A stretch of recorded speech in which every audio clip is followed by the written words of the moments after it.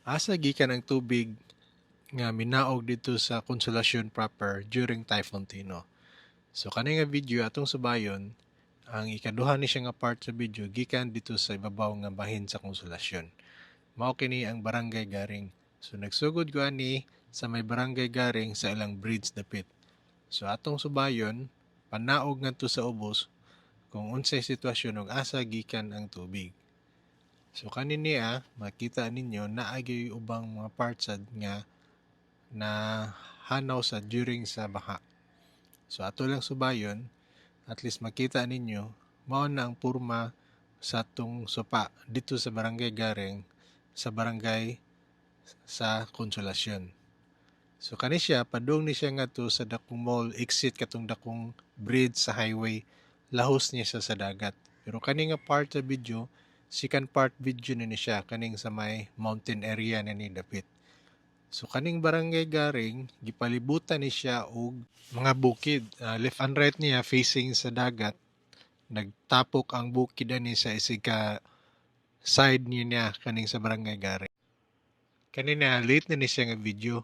Mura after 1 month nakapinta, nakabisita sa Konsolasyon. After sa kuha nato sa Tino, so medyo uban na na fix na nila, na hapsay na nila, pero ang uban na ni wala pa gyud. So makita ninyo nagihawan gihapong dapit. So nagpaila na nga diha miagi ang tubig during pa sa pag-typhoon Tino. So matog nakakita mo sa ubang video nga grabe gyud ang tubig minaog dito sa highway sa Konsolasyon. Labi na tong diha dapit sa may mall kay moas lang may duol man gud sa bridge. So kanin niya duol na ko na ni sa may barangay Danglag. Sunod na niya duol na gyud siya dito sa may mall diha sa Konsolasyon. So ato lang subayon kanina murag na siya poultry farm ngini niya. Dako siya na siya damage da kay siya may naduol ng creek. Then kaning Konsolasyon is wala declared nga casualties ani during sa Typhoon Tino. Kani panaog mo ni siya nga tus ubos mo nang naa dito tanan nga tapok. Na kani sa Danglag na ni siya. Panaog na ni ngadto siya do dapit unahan sa may mall dia sa Konsolasyon. So ato lang subayon mo na ilang structure da sa lang flood walling diri sa may barangay Danglag sa Konsolasyon. So ato lang tanawon mo ni ilang purma dira sa may barangay Danglag Konsolasyon. Kani murag junk shop siguro na siya or I don't know. Kanini nga murag gatapok nga murag basura. Di po siguro na during sa Typhoon Tino. Then kani kauban na ni sila atong pikas nga murag warehouse. Then dira na lang kutaman, so pabalik ta dito, going na sa mountain area. So at least nasubay na to nga kana siya mo na agianan sa tubig, pa-exit nga to sa bridge nga to sa highway. Kani. So kaning pasaka na sad nato gikan sa tatong bridge nga nagbarog ko sa barangay Garing. So pasaka na sad tani going to sa bukid kung asa siya nagikan. So based sa atong pagsubay dani, wala na siya nilhouse dito sa may part na sa may Liluan sa Kotkot River. So diri ra siya sa may Garing dapit sa akong pagsubay ani. Dito ra siya sa barangay Garing sa upper part nga lugar aning barangay Konsolasyon. So makita ninyo mo na iyang purma inagyan sa tubig.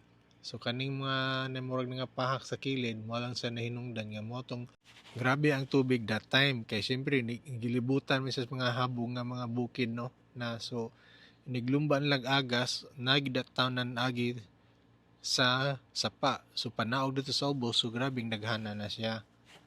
So kanin niya na kani siya mo ni siya pasaka nga tusonahan kani so kanang mga kilid mo na mga inagasan lagi na niya sa tubig kan sa bukid. So mato magtapok dito sa ubos. Kani. So ato lang subayon kung asa taman maabot ning atong drone. So kani makita ninyo paduol na ko ni dito dapit sa unahan. Then wala na ko lahos kay di na maabot sa atong drone. Then murag bukid ni gid siya dapit.